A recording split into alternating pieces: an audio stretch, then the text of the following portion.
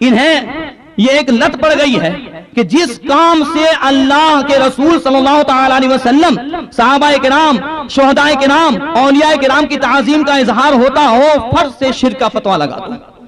انہی کاموں میں سے تھانوی نے بھی چند باتیں چنی ہیں۔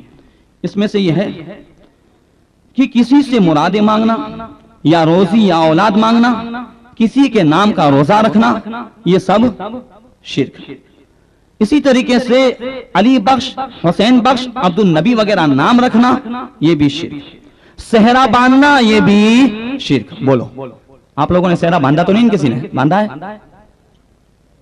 یہ تبلیغ جماعت والوں کسی کو پوچھنا، خالی ایک بات کہتا ہوں کہ آپ کے والد صاحب نے باندھا تھا کہ نہیں باندھا تھا؟ یا نانی سے پوچھ لیجئے کہ ہمارے نانا جان نے باندھا تھا کہ نہیں باندھا تھا؟ تو صحرا باندھنا یہ شرک۔ اب یہ بتائیے کہ صحرا باندھنا یا تو کفر ہے یا شرک ہے، تو ضروریات دین میں سے ہے؟ واجب ہے؟ فرض ہے؟ کچھ بھی نہیں۔ نہ یہ فرض ہے، نہ واجب ہے، نہ ضروریات دین میں سے، پھر کفر کہاں سے ہوا؟ اور پھر یہ کہ شرک تو سمجھ ہی میں نہیں آتا ہے کہ یہ شرک کہاں سے ہوا۔ مجھے یاد آیا، حضرت مولانا شاہ تراب الحق صاحب پاکستان کے بہت بڑے عالم ہیں، انہوں نے ایک واقعہ سنایا کہ پاکستان میں اسی طریقے سے ایک ہرکواں خور مولوی پہنچ گئے نکاح پڑھانے کے لیے۔ اب ایک سنی بیچارہ صحرا باندھے ہوئے نکاح پڑھنے کے لیے بیٹھا ہوا تھا، دولہا بیٹھا ہوا تھا، صحرا باندھے ہوئے پہنچ گئے۔ یہ شرک، یہ بدعت، ارے اتارو صحرا پھینکو۔ دولہا نے پوچھا حضور کیوں؟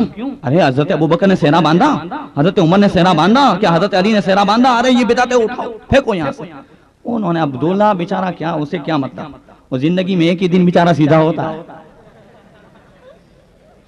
تو مجھے کیا مطلب، اس نے نکال دیا۔ اب صاحب نے پڑھا دی۔ نکاح پڑھانے کے بعد جیسے ہی مولوی صاحب جانے لگے، دولہے کے والد نے جیب سے 100 کے 5 نوٹ نکالے اور پکڑائے، جھٹ سے لیے، بسم اللہ الرحمن الرحیم۔ دولہے نے ہاتھ پکڑ لیا، دولہا بڑا ہوشیار تھا، کہا حضور کیا حضرت ابوبکر نے نکاح پڑھانے کے 500 روپے لیے تھے؟ حضرت عمر نے لیے تھے؟ حضرت عثمان نے لیے تھے؟ تو مولوی صاحب کہنے لگا نہیں، ارے صاحب خوشی کا موقع ہے تو اس میں تحفہ دینا چاہیے، خوشی کا موقع ہے۔ تو دولہے نے کہا حضور میں نے صحرا بھی خوشی کے موقع پر باندھا تھا، میرے باپ کے 40ویں کے موقع پر نہیں باندھا تھا۔ تالیاں کیا لگا؟ تو یہ ہے ان کا شرک، یہ ہے ان کا کفر، یہ ہے تھانوی صاحب کی تعلیم، جس کو عام کرنے کے لیے تبلیغ جماعت والے رات دن گھومتے ہیں۔